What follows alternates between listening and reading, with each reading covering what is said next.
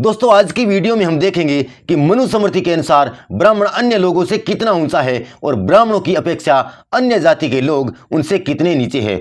वैसे तो दोस्तों मनुस्मृति एक ऐसा ग्रंथ है जो मनवादी सोच को पैदा करता है और ब्राह्मणों को एक विशेष रूप से हम कह सकते हैं कि आरक्षण प्रदान करता है।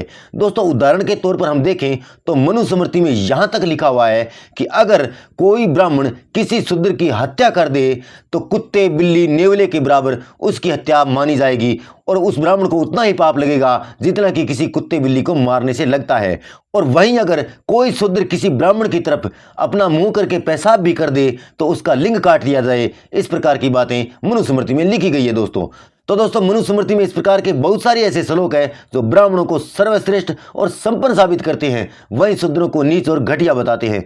तो आइए दोस्तों आज की वीडियो शुरू करते हैं और मनुस्मृति के कुछ श्लोक पढ़ते हैं जिससे हमको पता चलेगा कि और लोगों की अपेक्षा ब्राह्मण अन्य लोगों से कितना सर्वश्रेष्ठ और ऊंचा है। दोस्तों अध्याय नंबर 1 और श्लोक नंबर 87 यहीं से मैं शुरू करने वाला हूं। यहां पर मनु महाराज लिखते हैं कि उस महातेजस्वी ब्रह्मा ने इस विश्व की रक्षार्थ मुख, बाहु, जंघा और पांव से उत्पन्न वर्णों के अलग अलग कर्म निर्देशित किए हैं। अब क्या किए हैं आप सुन लीजिए। यहां पर बता रहे हैं वेद पढ़ना, वेद पढ़ाना, यज्ञ करना और यज्ञ कराना, दान देना, दान लेना, ये 6 कर्म ब्राह्मणों के लिए नियत किए गए हैं। यानी कि दोस्तों जो सबसे अच्छे और सुंदर काम है, जिस काम को करने में ज्यादा बल शक्ति ताकत नहीं लगती, वो काम ब्राह्मणों के लिए निर्धारित किए गए हैं मनुस्मृति में। जैसे कि वेद पढ़ने में कोई ज्यादा ताकत नहीं लगती और दान लेने में भी कुछ नहीं लगता और यज्ञ करने में भी कुछ नहीं लगता, पैसा सामने वाले का लगता है। तो ये सारे के सारे काम मनु महाराज ने अपने इस मनुस्मृति में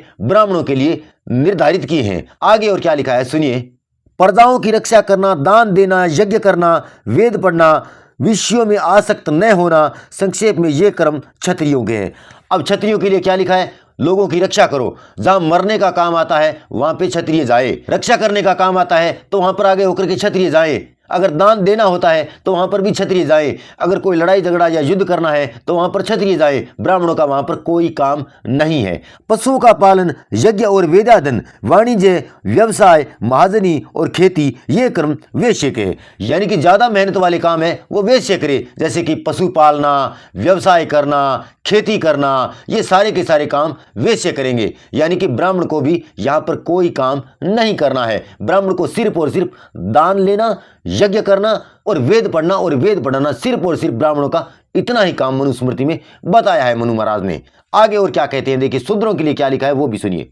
ईश्वर ने शूद्र के लिए एक ही कर्म का आदेश किया है, वह इन उपयुक्त तीनों वर्णों की ईर्ष्या रहित होकर सेवा करे। कि इन तीनों वर्णों की सेवा शूद्र बिना सोचे समझे, बिना सवाल जवाब किए और बिना कोई ईर्ष्या किए सेवा करे। शूद्रों का सिर्फ और सिर्फ इन तीनों वर्णों को सेवा करने का ही काम दिया है मनु महाराज ने। अब पता नहीं शूद्र को क्या सोच के सबकी सेवा करने का काम दिया है। आगे और सुनिए क्या कहते हैं। पुरुष नाभि से ऊपर बहुत पवित्र माना गया है, उसमें भी ब्रह्मा ने मुख को स्वपवित्र अंगों की अपेक्षा विशेष पवित्र कहा है।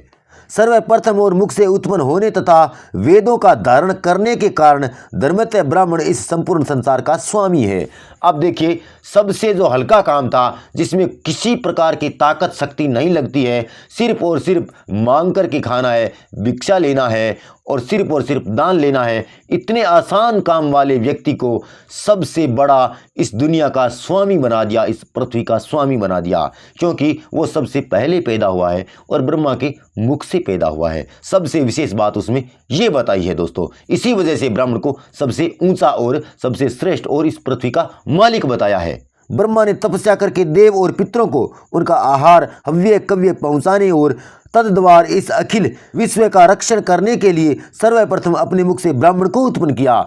यानी कि ब्रह्मा ने सबसे पहले ब्राह्मण को उत्पन्न क्यों किया? क्योंकि उसके मुख से खाया हुआ देवताओं तक पहुंचता है, उसका खाया हुआ पितरों तक पहुंचता है। हव्य कव्य, हव्य यानी कि देवताओं को जो भोग लगता है, कव्य यानी कि जो पितरों को भोग लगता है। यानी कि ब्राह्मण को जो भी खिलाओगे वो देवता तक भी पहुंचेगा और अपने पितरों तक भी पहुंचेगा। इसीलिए ब्रह्मा ने सबसे पहले ब्राह्मण को बनाया। जिसके मुख से देवता हव्य और पितृ कव्य खाते हैं, उससे श्रेष्ठ प्राणी और भला कौन हो सकता है। यानी कि जिसके द्वारा जिसका खाया हुआ देवताओं तक पितरों तक पहुंचता है, तो उस प्राणी से सर्वश्रेष्ठ और महान इस दुनिया में और कौन हो सकता है। सिर्फ और सिर्फ ब्राह्मण ही ऊंचा है सबसे, ब्राह्मण ही सर्वश्रेष्ठ है, ब्राह्मण ही इन संसार का मालिक है। दोस्तों, स्थावर जंगम रूप पदार्थों में कीट आदि प्राणी श्रेष्ठ है, प्राणियों में बुद्धिपूर्वक व्यवहार करने वाले पशु पक्षी श्रेष्ठ है, बुद्धि रखने वालों में मनुष्य श्रेष्ठ है और मनुष्यों में ब्राह्मण श्रेष्ठ है।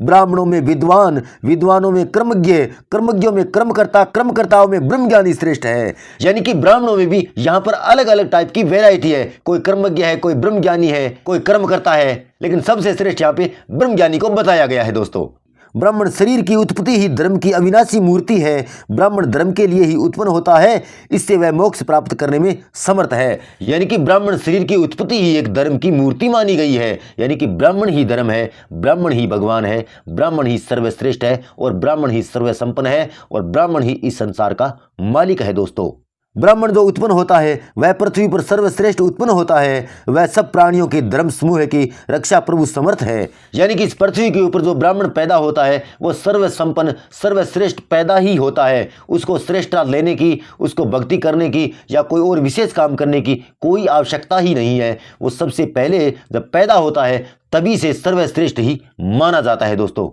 संसार में जो कुछ है वह सब मानो ब्राह्मण का ही धन है, कारण उसकी सर्वश्रेष्ठ उत्पत्ति होने से वह इसका अधिकारी है। अब देखिए, आपके पास किसी और व्यक्ति के पास जो भी जितना भी धन है, दुनिया में जो भी चीजें हैं, जो भी वस्तुएं हैं, जो भी जितना भी सामान है, उसके ऊपर पूरा का पूरा ब्राह्मण का अधिकार है, क्योंकि वह सबसे श्रेष्ठ पैदा हुआ है, सबसे पहले पैदा हुआ है, ब्रह्मा के मुख से पैदा हुआ है। इसी वजह से वो उस पूरी संपत्ति का, इस पूरी सृष्टि का मालिक है, उसका अधिकारी है। वो बिना कमाए, बिना कुछ मेहनत किए ही वो अधिकारी है। ब्राह्मण जो दूसरों का अन्न खाता है, दूसरे का दिया हुआ वस्त्र पहनता है और दूसरे से लेकर दूसरे को देता है, वह सब उसका अपना ही है। ब्राह्मण की कृपा से ही और लोग भोग करते हैं।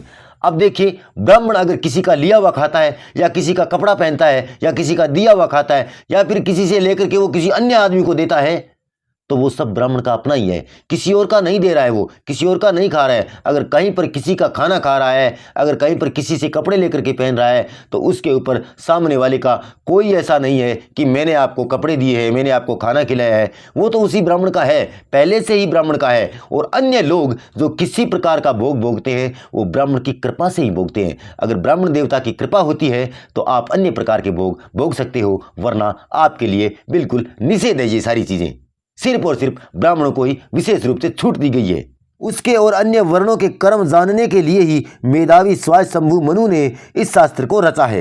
विद्वान ब्राह्मण इसे यत्नपूर्वक पढ़ें और वहीं अपने शिष्यों को भी अच्छी तरह से पढ़ावें और किसी को न पढ़ावें। अब देखिए, मनु जी महाराज यहाँ पे कह रहे कि ये जो मनुस्मृति नाम का शास्त्र है, इसको मनु महाराज ने इसलिए ही लिखा है कि ब्राह्मण और अन्य वर्णों के कर्मों का पता चल सके कि ब्राह्मण क्या करे और दूसरे अन्य वर्ण के लोग क्या करें, और विद्वान ब्राह्मण इस मनुस्मृति को पढ़े और अपने शिष्यों को भी पढ़ावे। इसके अलावा कोई अन्य जाति के लोग किसी अन्य वर्ण के लोगों को न पढ़ावे।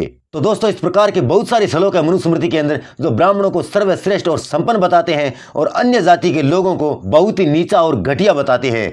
दोस्तों, आज की वीडियो आपको कैसी लगी कमेंट करके बताएं। अगर इसी प्रकार की वीडियो आप अंधविश्वास और जातिवाद और भेदभाव के खिलाफ व पाखंडवाद के खिलाफ देखना और सुनना पसंद करते हो तो इस वीडियो को अभी से लाइक कर दें और चैनल को सब्सक्राइब करने के साथ साथ बेल आइकन को भी दबा दें। मैं मिलूंगा आपसे अगले वीडियो में, तब तक के लिए नमस्कार।